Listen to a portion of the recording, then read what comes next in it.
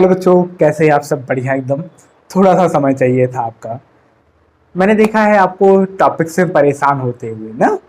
तो अगर आप क्लास 12th में हैं तो वीडियो को जरूर देखें।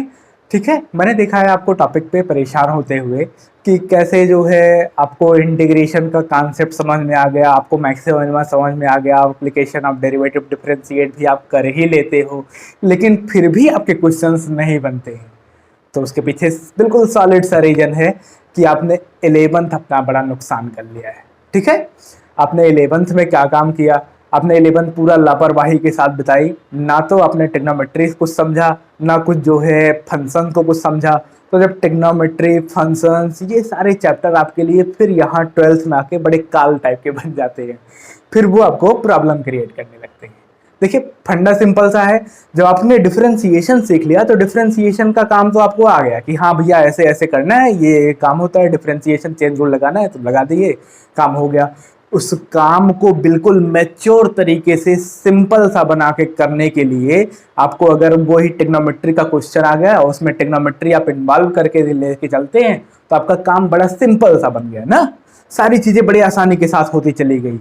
वो जो बड़ी सी डिफरेंशिएशन के लिए फंक्शन की वैल्यू दी हुई थी, वही फंक्शन जो है आपने थोड़ा सा इधर उधर किया तो वो बहुत छोटा सा सिंपल सा बन के आया, निकल के आया।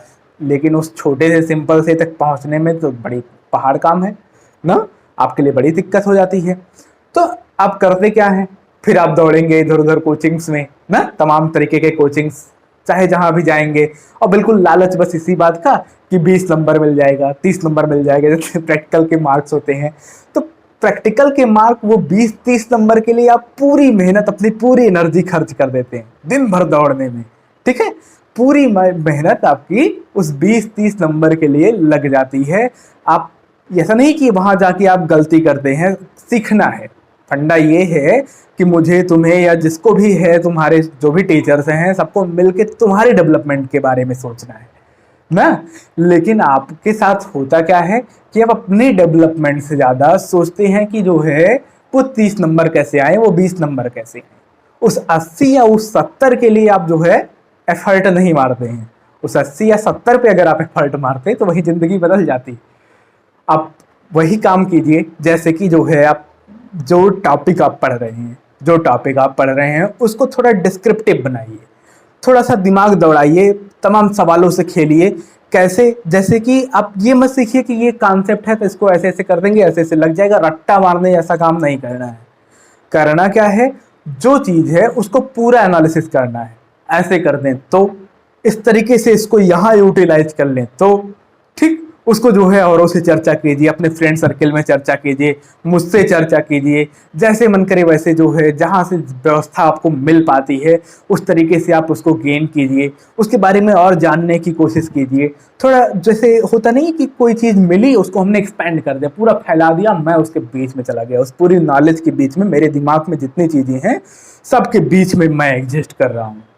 अब उस मैं एग्जिस्ट कर रहा हूँ जो सबके बीच में, वही सारा फंडा है, वही काम हो गया। तो आप जो है चीज़ों को फिर अप्लाई कीजिए। थोड़ा सा जो है जब पढ़ते हैं तो क्लास 11th में मान लीजिए आपने गड़बड़ कर दिया है, मोस्टली होता ही है, क्लास 11th बना ही है गड़बड़ होने के लिए।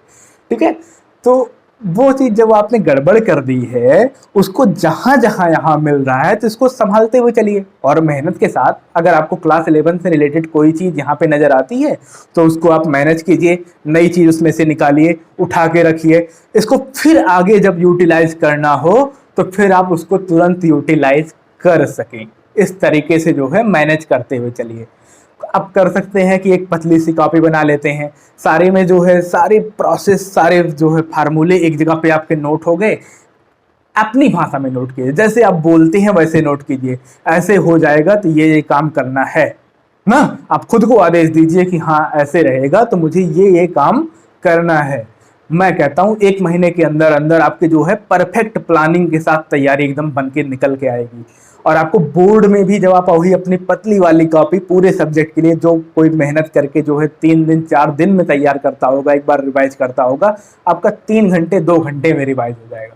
एकदम गारंटेड चीज है ना। आपका 2 घंटे 3 घंटे में बस क्या करिए, साथ में ही लेके चलिए, बिल्कुल नोट करते हुए। जो चैप्टर पढ़ लिया है एक दिन बैठिए उस चैप्टर पे मेहनत करके पूरा नोट कर लीजिए। आगे वाली सारी बातें जो चीज़ें आपको मिल रही हैं, मैं पढ़ा रहा हूँ या कोई ही पढ़ा रहा है, जहाँ से भी जैसे मिल रहा है, उन सारी बातों को एक जगह नोट करते चलिए। काम क्या है अपनी भाषा में नोट करते चलिए कि काम क्या है, मुझे करना क्या है। खुद को आदेश दीजिए कि मुझे करना क्या है ना। तो ये फंडा जब आप अपनाएंगे तो आपका काम बड़े ऐसे सिंपल होता चला जाएगा, तैयारी एकदम परफेक्ट बनती चली जाएगी, कहीं से भी कोई भी चीज़ फंसने वाली नहीं है। बाकी शानदार रहिए, पढ़ते रहिए, मस्त रहिए। Thank you.